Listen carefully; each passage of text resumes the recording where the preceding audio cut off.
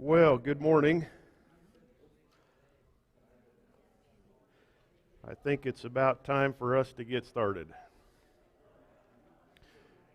We do have some handouts coming around, and if you're watching online, we do have that posted on the website too, so should be easy to get to.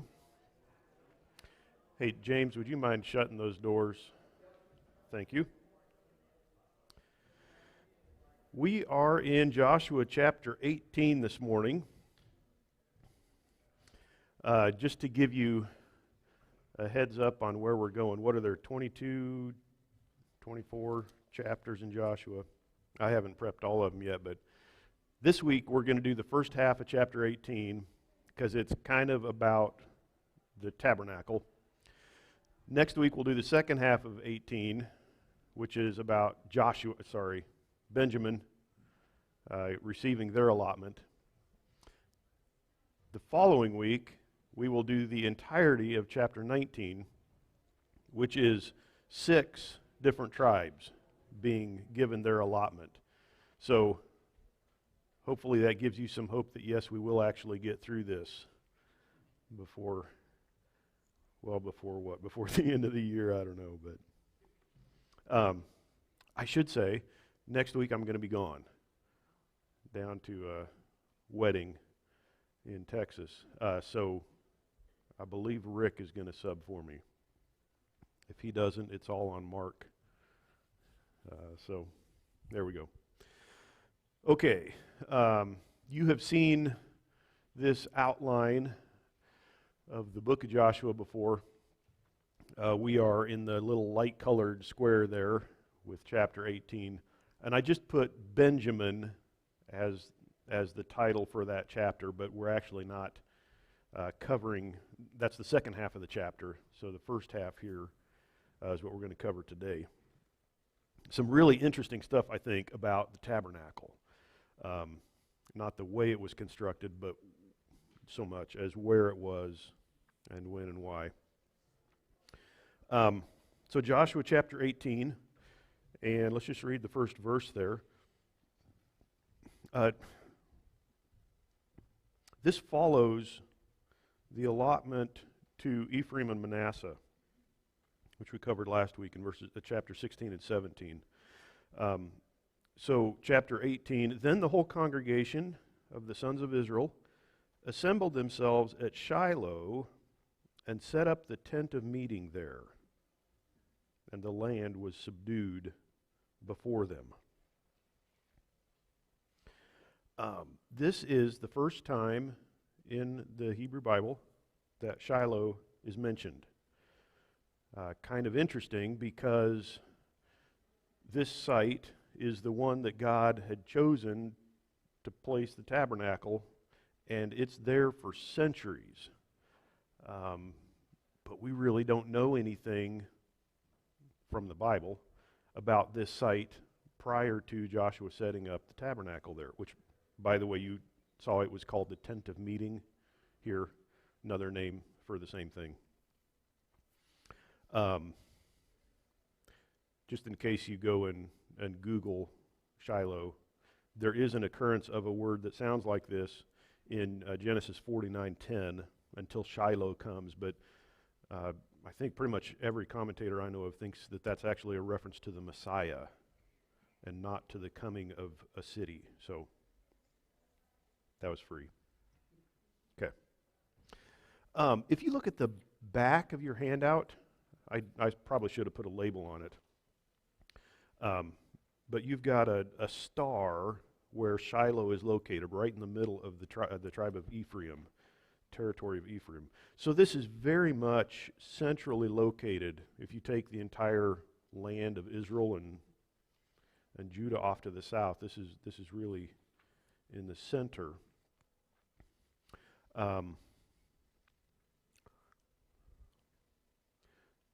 Before I give you a little more information on that, I guess you don't have this on your handout, I don't believe. No. Just a quick outline for this section we're looking at this morning. Tabernacle established at Shiloh, which is just the first verse. And then Joshua outlines a plan to give land, divide up the remaining land among the remaining tribes, and then in the last part, they actually do that. And then that's followed next week, or 2 weeks from now, or 3 weeks from now, by the allotment that begins with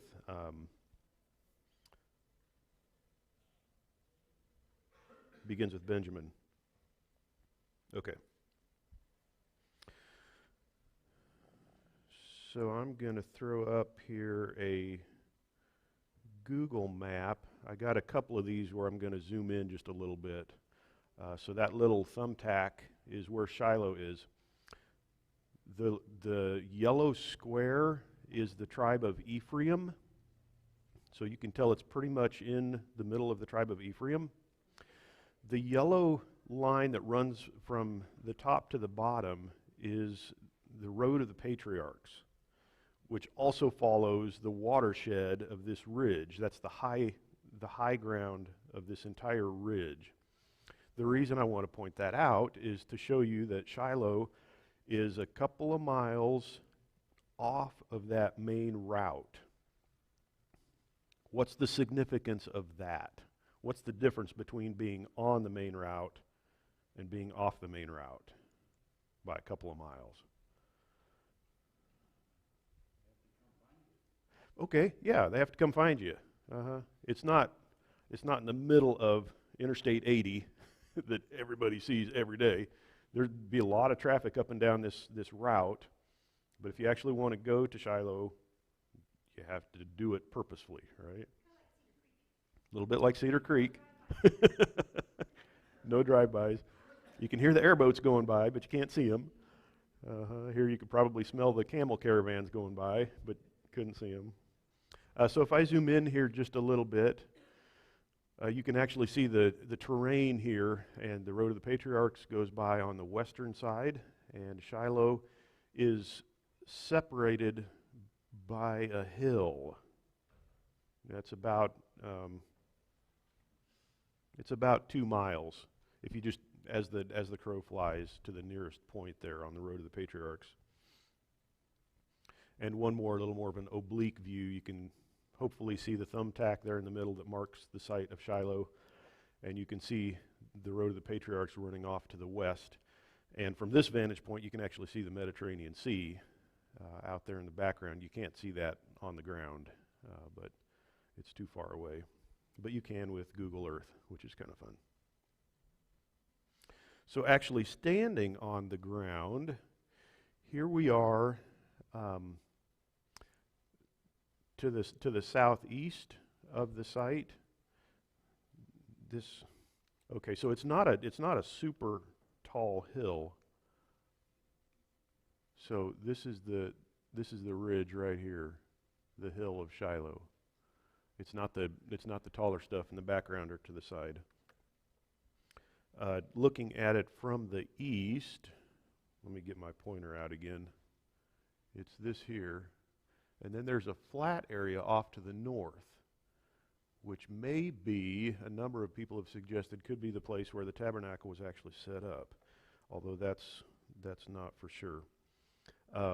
You can see that in the artist's illustration on the front of your handout.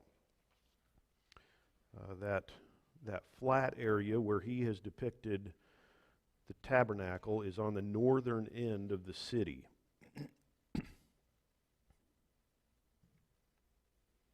I don't know where else I would say this, so I'll just pause a moment. There's been a few different excavations that have taken place here. There are excavations ongoing as we speak. They didn't get out this year because of COVID, and I'm not sure they're going to make it next year because of COVID.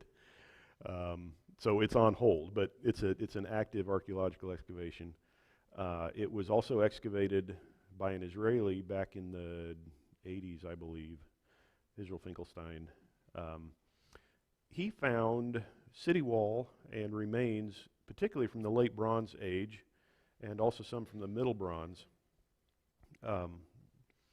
The late Bronze ends about 1200 BC, so that's the time we would expect, if you date the Exodus early like I do, 1445.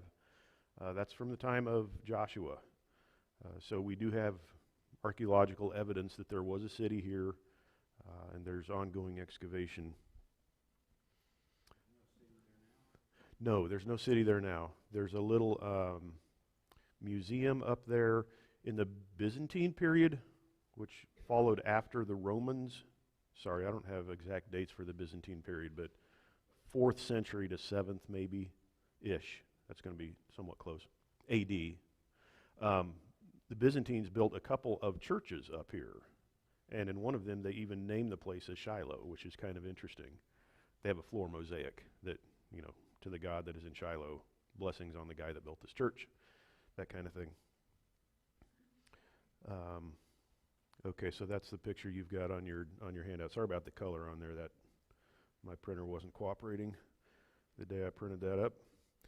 This is the same artist, just a little different perspective, and again you can see how he's placed the kind of a square compound down on that bench and has the tabernacle in the middle of that. Same artist a third time. This is the tabernacle as it's described in the wilderness, and we would expect roughly the same thing to be set up at Shiloh. So if you've ever studied this, you know the tabernacle itself is a relatively small square rectangle, I should say, tent, and then there's a curtain that went around the outside, presumably to keep out wandering children and dogs and raccoons, and to just kind of separate it. But there was a curtain gate, if you will, at the front that allowed access to anybody bringing a sacrifice or whatever. This is an aerial view of that same site. So this is the flat bench off on the north side, and then the regular city up here. Some of the excavation in the 80s was along this side. They found a city wall, a bunch of houses. Well, here's an observatory that they put up fairly recently. But they've been doing excavation area right in the heart of the city there in the past few years. The guys that are excavating there now try to make the case. I have a picture of that here somewhere. I do. That the tabernacle would have been right in the heart of the city. I have not heard any of their evidence for that yet. Doesn't quite seem like there's enough room there, but we'll see what they continue to discover. They did find a dump of sacrificial bones. How do we know they're sacrificial bones? Bones from sacrifices, because they're all burnt. And they were all from animals that we would call kosher, not, wild boar or elephant or hippo or other weird animals, but all from kosher animals. And that's not surprising to us, given that the tabernacle was located here for many centuries. They got to put the trash somewhere, and so dumped it over the side, and it's been discovered.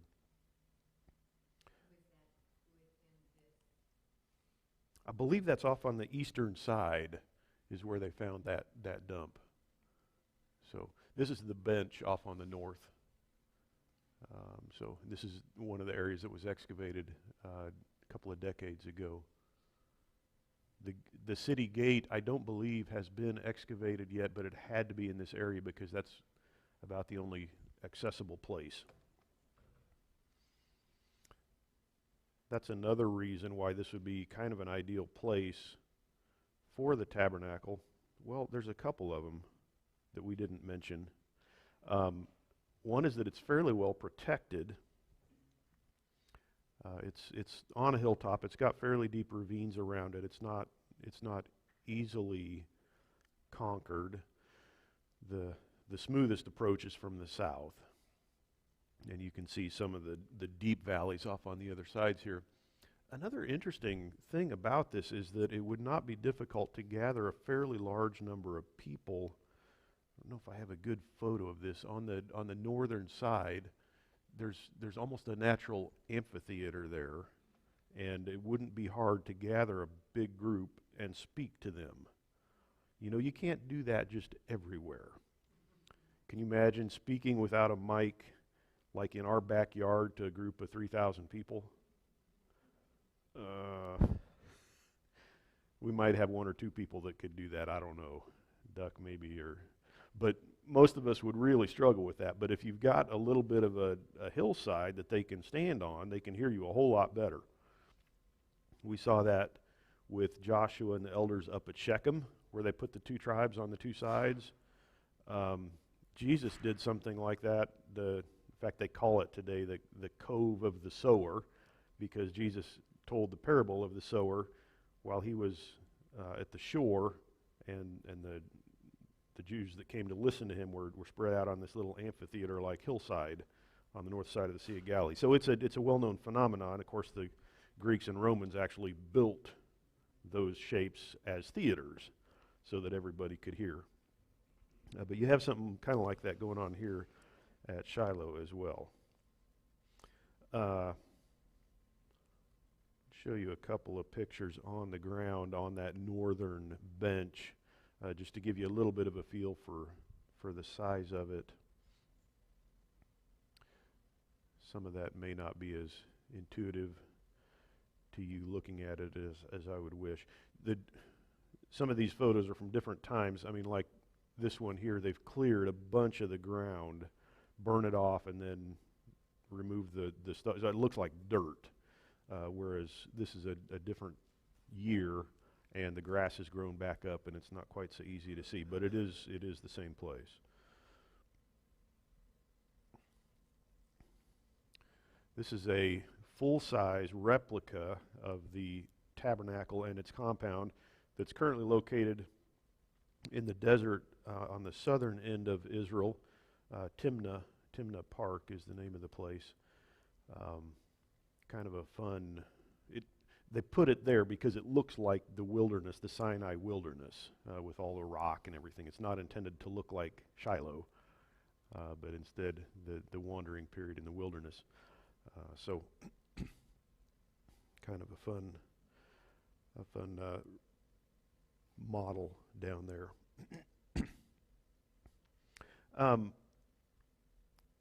Why Shiloh? Deuteronomy 12 and verse 5, God says, "You shall seek Yahweh at the place which Yahweh your God will choose from all your tribes to establish his name there for his dwelling, and there you shall come." So God had told the Israelites, when you get into the land, I'm going to choose a place for you to put the tabernacle. That's where I will be, and that's where you will come to me. And voila, here in Joshua 18:1, it's Shiloh. And after this, we hear about Shiloh quite a bit. Samuel, when his mother Hannah comes up to the annual sacrifice, it's at Shiloh. We have a number like that. Of course, eventually it was moved to Jerusalem. Solomon built the temple there. 2 Chronicles 7:12 tells us, then Yahweh appeared to Solomon at night and said to him, I've heard your prayer, and I have chosen this place for myself as a house of sacrifice. Speaking, of course, of Jerusalem. So that was with God's approval that it moved from Shiloh to Jerusalem. Tabernacle was at Shiloh for about 3 centuries. So this is going to, where Joshua establishes it there, sets it up there, that's going to be about 1400 BC, give or take a couple of years. And apparently, you remember the story in the early days of Samuel, well, I should probably say Eli, when they decided to take the ark down to the Philistines and it was captured. The text there in Samuel doesn't tell us this. We pick up hints from other verses, but apparently following that. Where the text goes is it follows the ark on its route through Philistine territory, decimating city after city. We pick up a couple of other references in the Old Testament, and apparently at that same time, the Philistines came up and trashed Shiloh, but not before the Israelites rolled up the tabernacle and hauled it away. And we seem to see the tabernacle in a few different places, like during the days of Saul. Down at Gilgal, Solomon goes up to Gibeon to offer thousands of sacrifices and seek the Lord's face. That's where he has his dream at night. And apparently then the tabernacle was placed there. We know the tabernacle was not destroyed because when the temple was finished, it was one of the things that got stored away in the temple. The tent of meeting, the old utensils, Solomon made a bunch of new ones. And the Ark of the Covenant, of course, was taken into the Holy of Holies of that temple. But for about 3 centuries, it was here at Shiloh.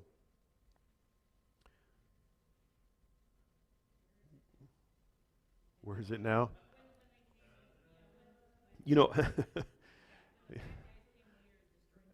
A giant storehouse in New Jersey. Right.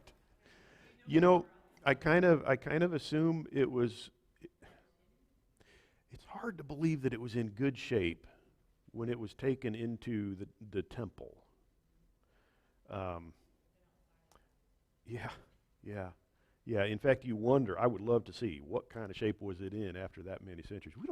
We don't have many houses. No, it's not. It's not.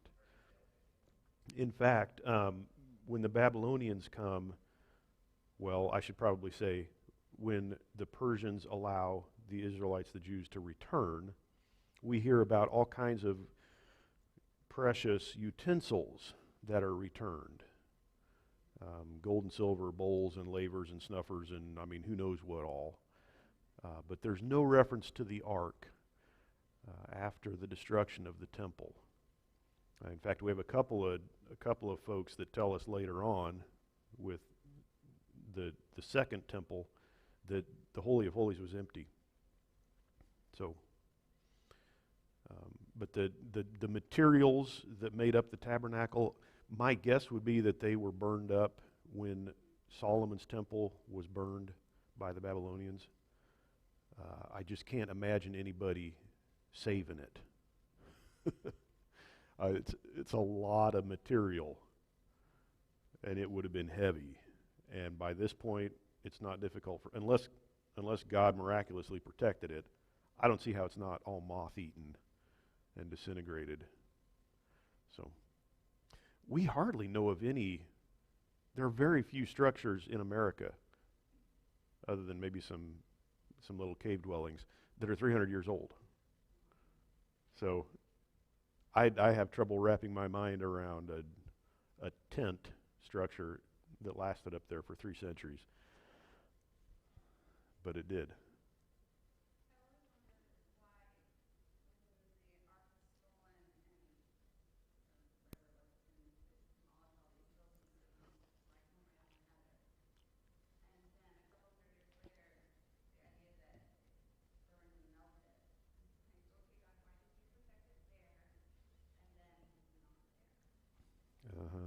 Yeah, why did God protect it in one place and not in the other?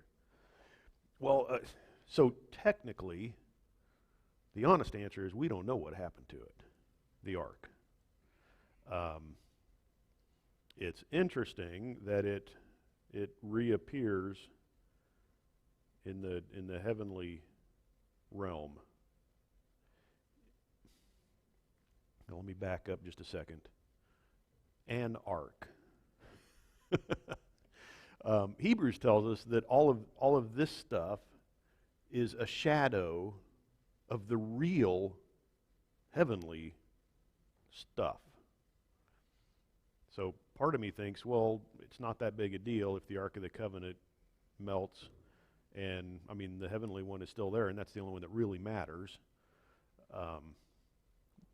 On the other hand, I can't prove to you that God didn't spirit it away and save it somewhere. And of course, there's a ton of theories out there about. There's people down in North Africa that claim that they have it, and Ron Wyatt claimed that he found it, and it goes on and on. There's the whole warehouse in New Jersey thing. Did you have a question, John?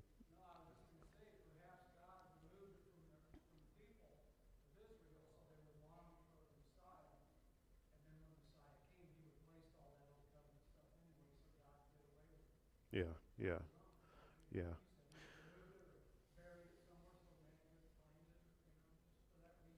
yeah, yeah, for the very reason, so that people would seek him.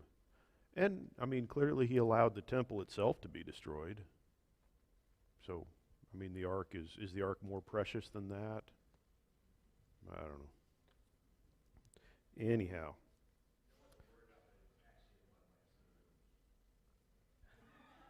John, in one of your escape rooms? Okay, shh, nobody tell. Man, you better get a place to hide that thing. You haven't looked inside of it, have you? No. Okay.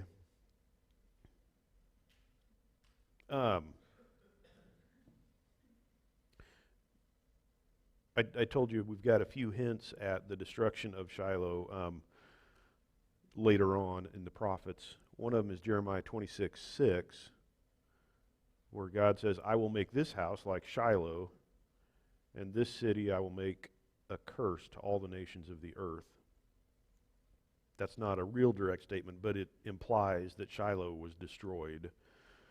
Jeremiah 7:12, he says, But go now to my place which was in Shiloh, where I made my name dwell at first, and see what I did to it because of the wickedness of my people Israel. Well, that's pretty suggestive that because of Israel's sin, God allowed Shiloh, this city, to be destroyed. And then Psalm 78 and verse 60 says, He abandoned the dwelling place at Shiloh, the tent which he had pitched among men. So we've got a few statements like that just, they don't describe how this happened, but they make it pretty obvious that Shiloh was destroyed, even though apparently the tabernacle was spirited away before that happened. Let's see.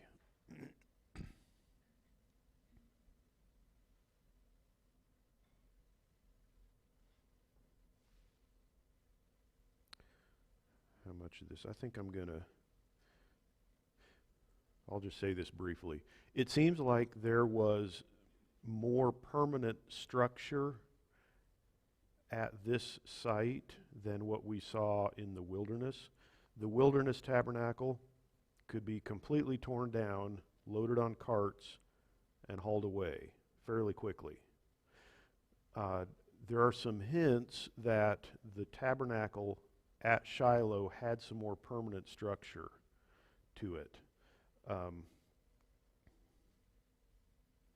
In 1 Samuel, a couple times it's referred to as a temple, which is a little bit unexpected if you're thinking of tent, which is what this was originally. Eli is described as sitting at the doorpost of the temple. That's an architectural component that is never described when we read about the construction of the tabernacle. There was no doorpost because there was no door. So it's a little unexpected as well. In 1 Samuel 3, Samuel opened the doors of the house of the Lord the morning after God spoke to him. Again, you read through the entire description of the tabernacle, and you'll never find the word door. There were just curtains. And you may not put much weight in this, but the Mishnah, which is a Jewish commentary, says, so this would be Jewish tradition, when they came to Shiloh, high places were forbidden. There was no fixed roof, but a structure of stones beneath and curtains above them. that would fit with some of what we read in Samuel. So perhaps there was a little more of a permanent structure here, but okay, I'm gonna move on from verse 1. Verse 2, I should just read that. There remained among the sons of Israel 7 tribes who had not divided their inheritance. So we've already seen allotments go to Reuben, Gad, Manasseh, Judah, Ephraim. Manasseh got 2, east and west. Those that had not been allotted are Benjamin, Simeon, Zebulun, Issachar, Asher, Naphtali, and Dan. And then, of course, there were some Levitical cities as well. So those are the 7 tribes that haven't been given an allotment yet. Verse 3, here, so I'll show you. This isn't the entire area, but the colored ones have been allotted already, and those in yellow have not yet. So Joshua said to the sons of Israel, verse 3 of Joshua 18, how long will you put off entering to take possession of the land which Yahweh, the God of your fathers, has given you? Does he sound a little bit peeved? I think so too. He says, provide for yourselves 3 men from each tribe, that I may send them, and that they may arise and walk through the land, and write a description of it according to their inheritance. Then they shall return to me. And they shall divide it into 7 portions. Judah shall stay in its territory on the south, and the house of Joseph, that's Ephraim and Manasseh, shall stay in their territory on the north. And you shall describe the land in 7 divisions, and bring the description here to me. And I will cast lots for you here before Yahweh our God. For the Levites have no portion among you, because the priesthood of Yahweh is their inheritance. That's an explanation for why Levi is not included in the 7 here. Gad and Reuben and the half-tribe of Manasseh also have received their inheritance eastward beyond the Jordan, which Moses, the servant of Yahweh, gave them. So this is Joshua's plan. 3 guys from each tribe. What's that, 21 of the remaining tribes? Take a circuit, figure out where the land is, and it sounds like go ahead and divvy it up in portions, but don't actually assign a portion to a tribe. We'll do that by lot. So make these, 7 equal portions? and then we'll draw straws.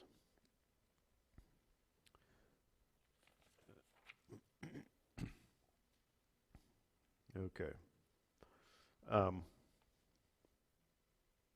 just going to keep reading here. Verse 8, Joshua 18:8. Then the men arose and went, and Joshua commanded those who went to describe the land, saying, go, walk through the land and describe it. Return to me. Then I will cast lots for you here before Yahweh in Shiloh.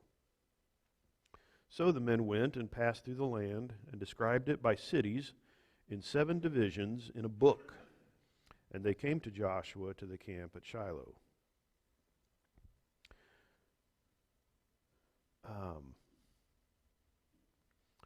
I should probably just take these in order. If you can read, you already know what that is. It's a pen case, a piece of wood with a couple of reed pens in it. We see these, they've recovered dozens of these, mostly from ancient Egypt, where they tend to survive. We also see them in wall paintings. We see them in sculpture. This was the standard. You and I use a Bic or something, and this is what they used. So it seems really likely that they would have carried something like this around. They would have made their record on papyrus, and this is a Hebrew-ish writing, Aramaic, on papyrus. They probably did both a written record, like list of cities, border description, that kind of thing, as well as possibly a map.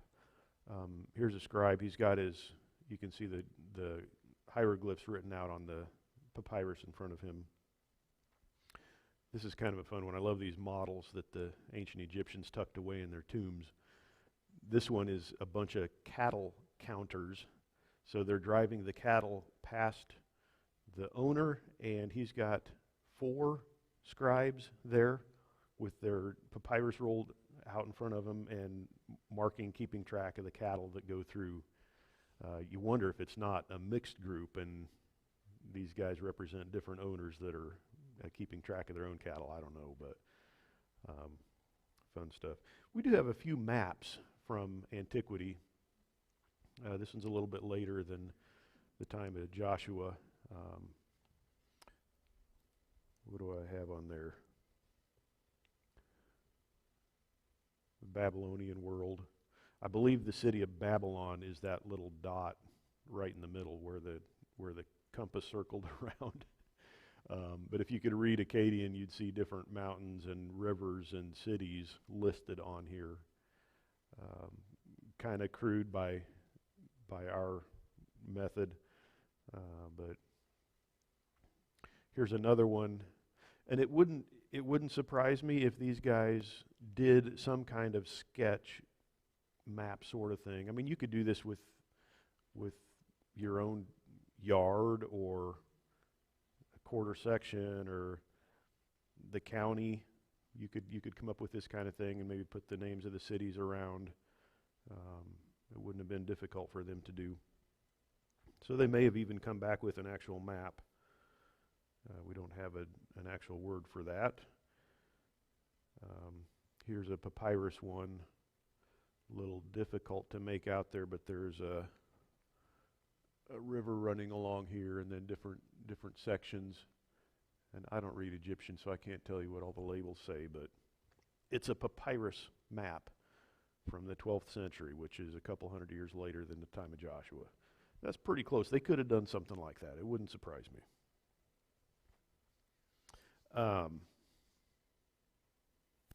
So they came back with some kind of record. The text says they wrote it in a book. And book means a roll, a scroll, not a codex like we have. They didn't have that kind of thing. So they came back with some kind of written record. And then our final verse here, verse 10, Joshua cast lots for them in Shiloh before Yahweh, and there Joshua divided the land to the sons of Israel according to their divisions.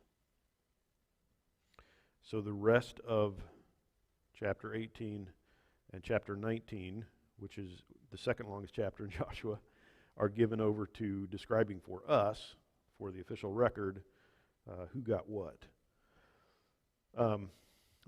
We don't know what these lots were. This is what we would recognize as a dice, and it's about the same time as Joshua, which tells me there's a possibility at least that it could have been something like this. It could have been a dozen other things as well. I'm not trying to advocate for this, just showing you that it's a possibility. We do know that they also used the animal bones, knuckle bones, astrogally, if you will, and it could have been something like that too. May have been something completely different. Put a white and a black stone in a bag, and whichever one you pull out is yes or no. We just don't know what casting lots looked like. So, yeah, I think those are made out of bone, and yeah, they've got numbers drilled on them. They don't look to me like they would cast very well, but you know, beggars can't be choosers. You work with what you got. Kind of like the weighted dice that I hear about. Always comes up with the same number. I don't know why. Yeah. Okay, so the second half of our chapter will cover that kind of thing, specifically with the tribe of Benjamin.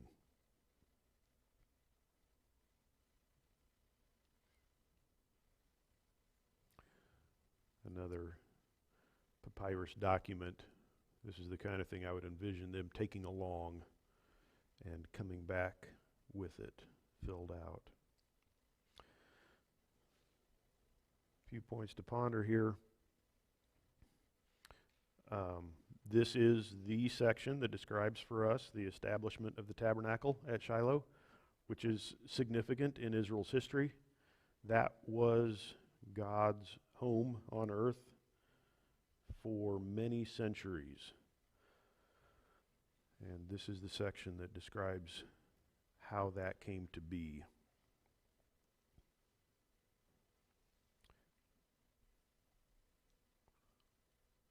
I just remembered something that I skipped over. If you like numbers, I went on Google Earth and kind of tracked. If these guys sort of went around the border of each of these tribal areas that they describe, not like walking every mile road, but just kind of around the outside, we're looking at about 500 miles. That's quite a ways for 21 guys to walk. So this little project probably took them, I would guess, a couple of months from start to finish. Here in the text, you don't see that. We just kind of skip from go do it to they did it and they came back. But pretty hefty undertaking there. And then it seems to me like Joshua's pushing the tribes to get settled in the land of the promise before he passes away. He had a responsibility to lead them in that process, and he's pushing them to do that, to get it wrapped up, and does so successfully. At the end of chapter 19, it'll be all done, and in fact, Joshua himself will get a city as his own inheritance. That's kind of the last piece to fall into place. His reward for a job well done, if you will. I think it's important and good and necessary that Joshua does this. Obviously, the tribes are not doing this on their own. He has to push them or lead them, however you want to describe it. Guys, God has given you this land. How long are you going to sit here? Go take it. Let's divvy it up and make it your own.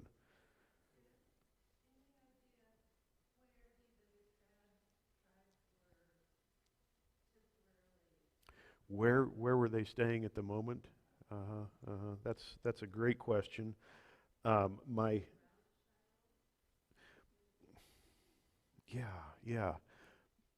guess would be somewhere in the hill country there. There could have been some.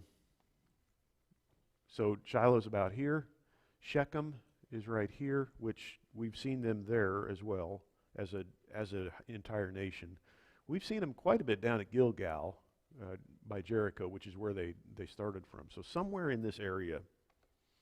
I'm impressed again with what seems to be the relatively small number of Israelites that we're working with. We often think in terms of millions, but they're not complaining about we're running out of food, where we got to spread out. They seem quite content wherever they're at.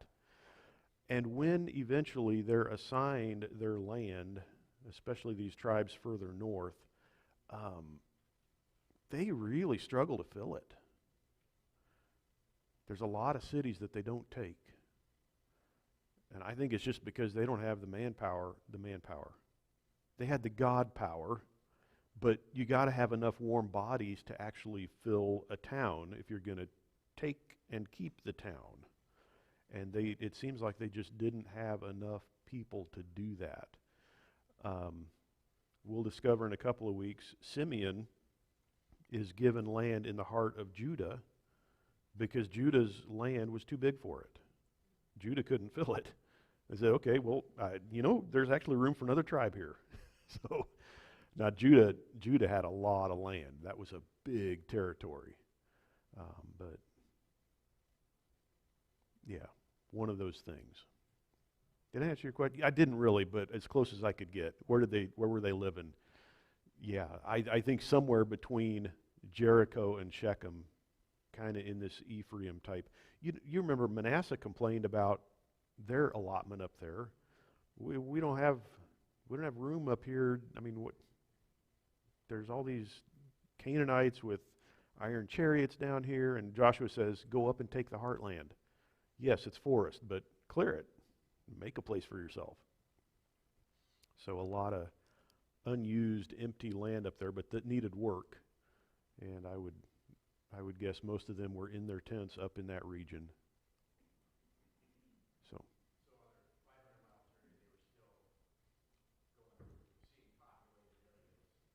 Yeah, yeah, yeah, yeah. And this map is actually a little bit short because they would have gone up here quite a ways.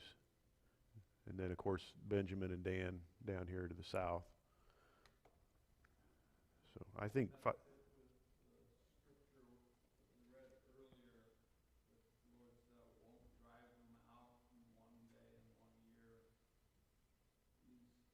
yeah, yeah, yeah, yeah, yeah. I won't drive them all out in a single shot unless the wild beasts take it over. Yeah, he gave them a land that was plenty big. In fact, lots of room for growth for them. But as they grew, I think God's expectation was, you guys need to remain faithful to me, and generation by generation, as you grow, you rely on me, and I'll move these Canaanites out for you. They won't be able to stand before you. So it's in some ways, it's kind of a test. Will you remain faithful to me, and I'll continue to push these guys out and give you land as you need it. They weren't very faithful on the main.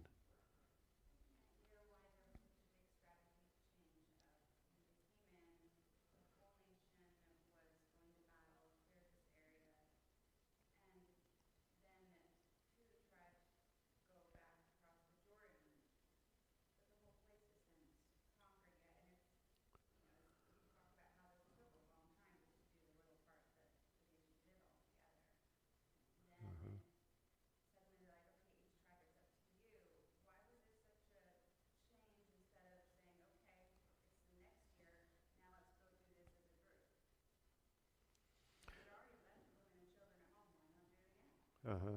So the conquest, as I would understand it, is basically, how could you think of this, decapitating the armies, um, injuring them enough that they're no longer a threat. We know that they didn't clean out all the Canaanites, but they, in fact, I mean, just as one example, well, Hatzor, they captured it, they burned it with fire. Well, in the book of Judges, we'll see the Canaanites are back. Sisera, it's a growing city again. Why is that?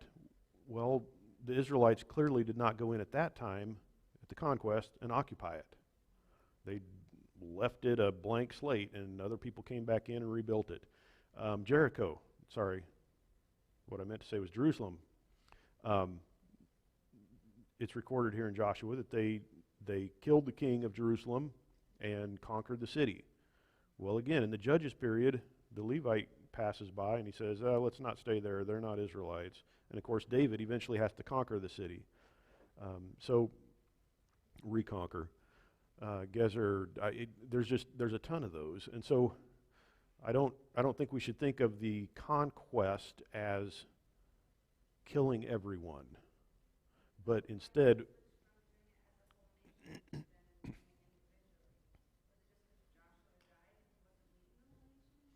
why didn't they do it as a large group instead by tribes? Mm-hmm. Some of them already had theirs. Well, I think part of what we have going on is that these areas have been conquered. There are empty cities. Not all cities are empty, but there are plenty of spots that the tribe could now just move in and begin to occupy, Spread out as many as you've got people to fill. That doesn't take, but at the same time, we'll have here in 18, 19, these are your boundaries. This is your allotment.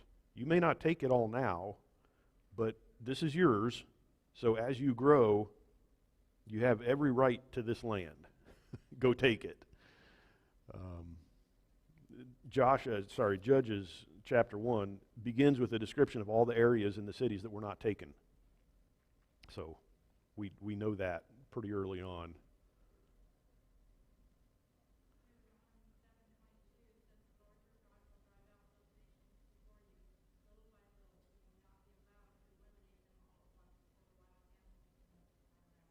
There you go. Yep. Deuteronomy 7:22. Yep. It's going to be a slow process. Yeah. And that requires faith from each succeeding generation, which I think was part of what's God's plan too. Sorry, you've been more than patient. I need to quit. Let me close in a word of prayer.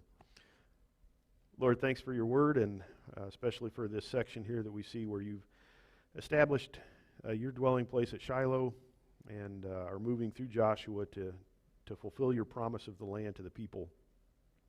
It's exciting to see how you are faithful in that, and